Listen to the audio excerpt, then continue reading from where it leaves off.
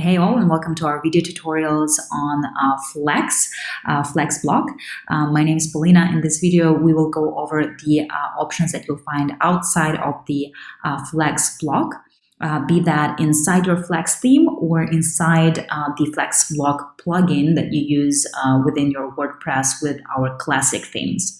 So there are several options that you'll find inside FlexBlock or outside of the block itself whenever you add it to your page layout.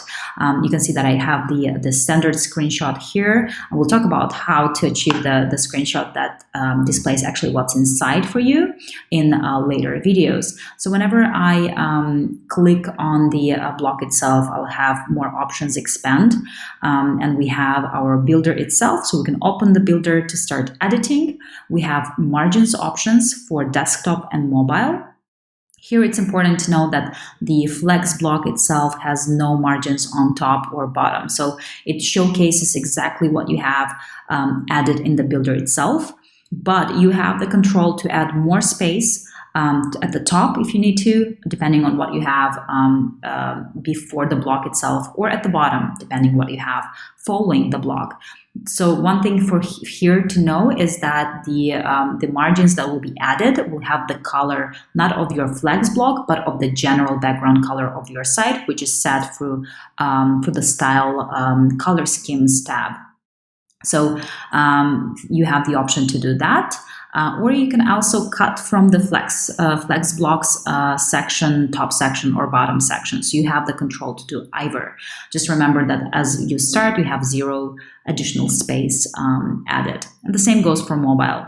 So you can use those controllers. Inside Miscellaneous, we have several options as well. You can decide to hide a specific block on desktop or mobile or both. Obviously, you can also delete the block if you don't want it at all on your site, but you do have these options as either or both if required. We also have advanced options for those of you who are more advanced in terms of custom CSS and know how to use IDs and classes to create specific styling for a specific block.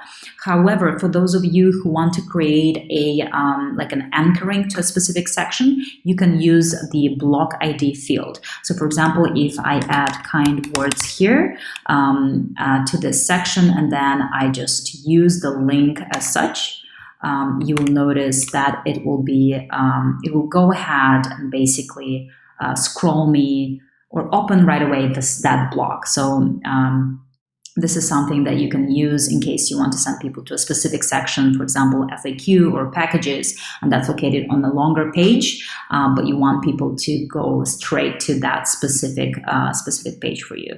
So that's something that you'll use the block ID section.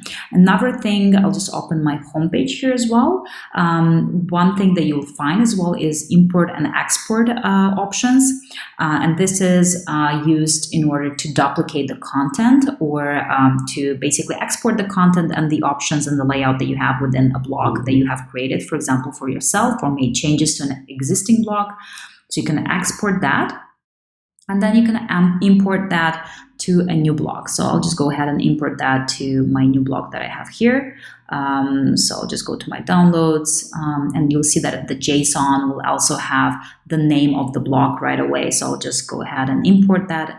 And this is what I have now inside my block that is exact copy of the block that I have imported. So these are all of the options outside of FlexBlock, giving you quite a lot of possibilities here already. I'll see you in the next video about the settings and options inside FlexBlock Builder itself.